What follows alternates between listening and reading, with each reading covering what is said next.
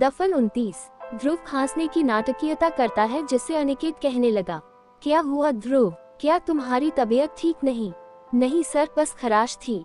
ध्रुव आंख बचाता हुआ कहता है। तभी श्रीवास्तव बीच में आता हुआ कहने लगा, अरे सर का पॉडकास्ट सुन लिया होगा, उसके बाद तो सबकी खांसी क्या पेशा छूट जाती है। पूर्ण विराम उद्धरण चिन्ह। कहते कहते श्रीवास्तव तुरंत ही अपनी जबान की लगाम कस लेता है और दांतों तले जीभ दबाता हुआ अनिकेत के पीछे से आते जॉन की ओर दौड़ता हुआ कहने लगा, जय सर, आपका अब आगे कौन सा लाइव पॉडकास्ट आने वाला है? पिछला तो सारा मैं 10-10 बार सुन चुका हूँ और ये स्पेन वाला किस्सा तो मैंने 15 बार सुना है। सच में आप बड़े दिलवाले हैं जो ऐसी खतरनाक जगहों पर जाते हैं।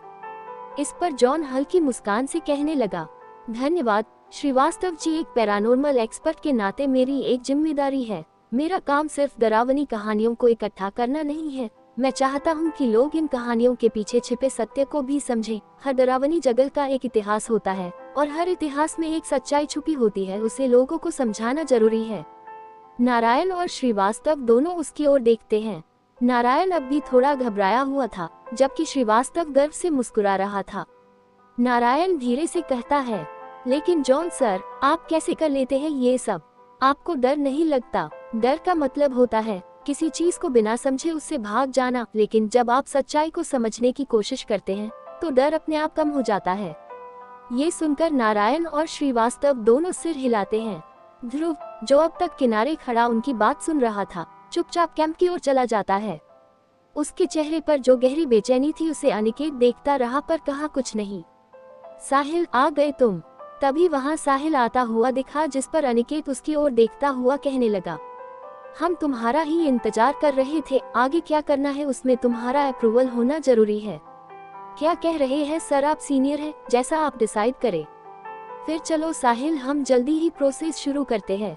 इसके बाद दोबारा से वही आ जाते हैं जहां प्रोफेसर हामिद का टेंट था। साहिल कहने लगा, सर, हिडेन काशी प्रोजेक्ट के हेड प्रोफेसर साहिल थे। अब उनके बाद मैं ही डिपार्टमेंट की ओर से इस प्रोजेक्ट को डील कर रहा हूं, लेकिन इस प्रोजेक्ट को डायरेक्ट कोई सीनियर ही करे तो बेहतर है, इसलिए मैंने आपको इस प्रोजेक्ट में इनवाइट किया। हालांकि आप इस प्रोजेक्ट से डायरेक्ट नहीं जुड़े हैं, लेकिन मेरे पास ये अथॉरिटी है कि इस प्रोजेक्ट को मैं आपके हिसाब से करूँ, तो प्लीज सर, अब आप ही जो बताएंगे उसी हिसाब से सब होगा।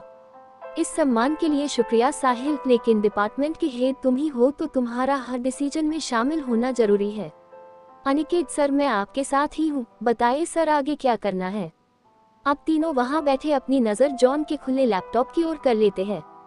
हाँ साहिल, अब तक खुदाई से मिले इंक्रिप्शन को पढ़ने के लिए हमें उसकी लिपि को डिकोड करने की जरूरत पड़ी, इसलिए मैंने जॉन को बुलाया। उसके डिवाइस पर उसे डिकोड करने के बाद अब तक हमें यही समझ आया कि वो असल में कोई भाषा नहीं बल्कि कोई रास्ता है। तो हो सकता है ये रास्ता हमें प्रोफेसर हामिद तक पहुँचने में मदद करे, और सर, ये हिडेन काशी से जुड़ा कोई रहस्य तक भी तो पहुंचा सकता है।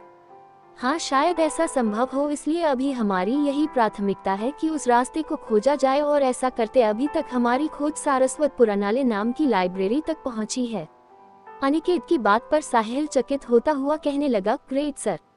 इसके बाद अपने लैपटॉप पर उंगलियां चलाता हुआ जॉन आगे कहता है, हाँ, इस इंस्क्रिप्शन का उल्लेख कुछ पुराने ग्रंथों में भी हो सकता है, और इसकी खोज करते हुए मैं इस लाइब्रेरी तक पहुंचा हूँ। मैंने सुना है कि काशी में सारस्वत लाइब्रेरी में प्राचीन ग्रंथों और दुर्लभ पुस्तकों का भंडार है, तो हो सकता है हमें वहीं से कोई सुराग मिले।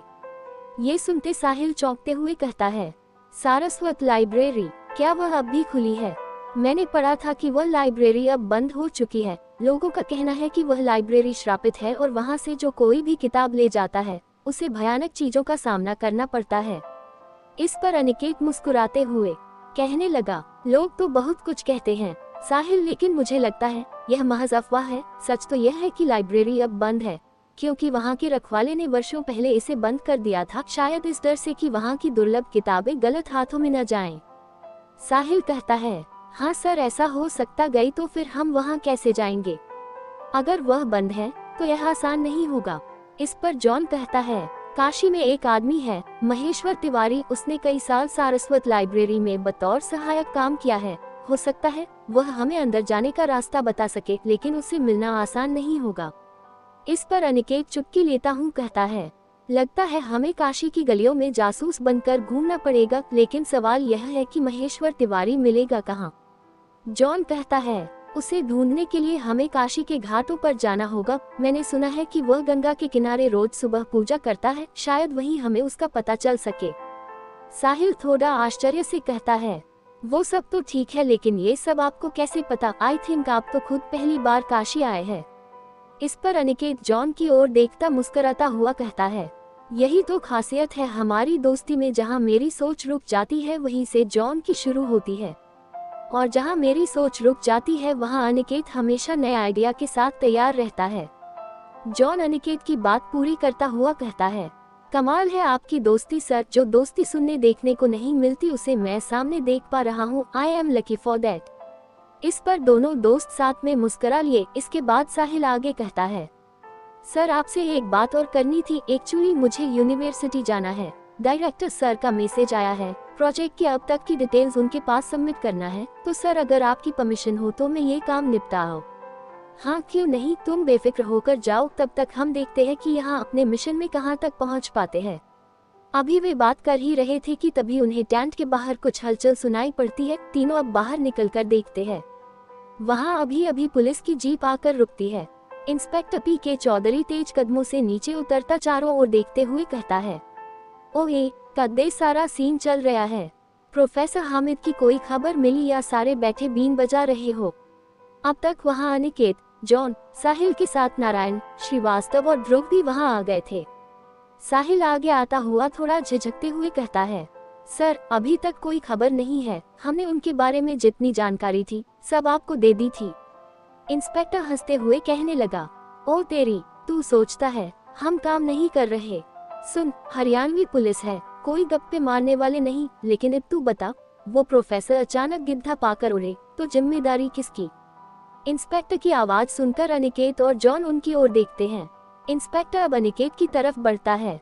इंस्पेक्टर अनिकेत को ऊपर से नीचे तक देखते हुए कहता है, ओ ताऊ जी, तू कौन सा है? देखने में तो कोई बड़े पढ़े लिखे लगते हो, वैसे इन खुदाई वालों का मास्टर हो क्या? इस पर अनिकेत बेहद शालीनता से कहता है, इंस्पेक्टर साहब मैं प्रोफेसर अनिकेत हूँ और यहाँ कुछ शोध करने आया हूँ। इंस्पेक्टर चुटकी लेते हुए कह उठा, शोध? ओहो, तो आप भी मिट्टी में खजाना ढूंढने वाले हो? और ये साथ वाला छोरा कौन है? ये तो किसी अंग्रेजी फिल्म का हीरो लग रहा है। इस पर जॉन सहजता से मुस्कुराते हुए कहने लगा, मेरा नाम जॉन है, मैं पैरानॉर्मल एक्सपर्ट हूँ। इस पर इंस्पेक्टर आंखें चौड़ी करते हुए कहने लगा, ओ भाई, भूत प्रेत वाले बाबू, तू क्या करने आया? इस खुदाई में कोई जिन मिला क्या? सब लोग इंस्पेक्टर की बात सुनकर एक दूसरे का चेहरा देखने लगते हैं, लेकिन श्रीवास्तव, जो इंस्पेक्टर की बातों से चिढ़ चुका है, खासकर जॉन के खिलाफ बोलने पर, इससे सामने आता हुआ जोर देकर कहता है, इंस्पेक्टर साहब, ये बड़े बड़े लोग हैं, इनके काम में कोई शक मत करिए। जॉन साहब तो फेमस पैरानॉर्मल एक्सपर्ट हैं, मैं खुद इनके सारे पॉडकास्ट सुनता हूँ, इनकी प्रतिभा पर तो सवाल ही नहीं उठाया जा सकता। अरे भाई, इतना बुरा मान गया? तेरे साहब लोग फेमस हो सकते हैं, पर सवाल तो पूछने पड़ेंगे। ये जो प्रोफेसर हामिद थे वो अचानक गायब हो गए, और वैसे ये जो माहिरा नाम की लड़की है वो भी नजर नहीं आ रही। कहीं तू बता सके कि ये मामला क्या है? इंस्पेक्टर की बात सुनकर सब लोग एक दूसरे की ओर देखते हैं। ध्रुव के चेहरे पर हल्का दर्द झलकता है, वह सिर झुका लेता है। साहिल आगे आता सावधानी से कहने लगा, सर माहिरा यहाँ नहीं है, वह शायद शहर वापस चली गई है। इंस्पेक्टर संदेह भरी नजर से कहने लगा, ओ भाई, ऐसे कैसे वापस चली गई? और प्रोफेसर हामिद का भी बता दो, दोनों हवा में उड़ गए क्या? इंस्पेक्टर अब नारायण की ओर मुड़ता है, तू बता, तेरा क्या रोल है? तुझसे पूछताछ की थी मैंने, पर तू भी बस सर खुजाता रहा। इस पर नारायण धीमे स्वर में कहने लगा, सर मैं सिर्फ यहाँ खाने पीने की व्यवस्था संभालता हूँ, प्रोफेसर साहिल और श्रीवास्तव ज्यादा जानते हैं। इंस्पेक्टर अब ध्रुव की ओर देखता है। ध्रुव की घबराहट उसके चेहरे पर साफ नजर आ रही थी। ओ छोरे, तू चुप क्यों खड़ा है? तुझे भी कुछ पता है या बस तमाशा देख रहा है? ध्रुव एकदम से हड़बड़ा गया, नहीं नहीं सर, मुझे कुछ नहीं पता।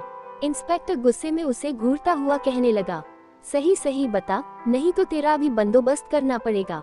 श्रीवास्तव बात संभालने के लिए बीच में आता इंस्पेक्टर को शांत करने की कोशिश करते हुए कहने लगा, सर आप बेफिक्र रहें, प्रोफेसर साहब और उनकी टीम पूरी कोशिश कर रही है, लेकिन यह मामला थोड़ा पेचीदा है, हम सब साथ मिलकर पता लगा लेंगे।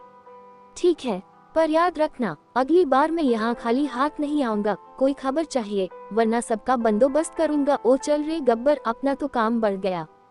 इंस्पेक्टर कुछ देर और इधर उधर देखता है, फिर अपनी जीप में बैठकर चला जाता है। उसके जाते ही माहौल में हल्की राहत महसूस होती है।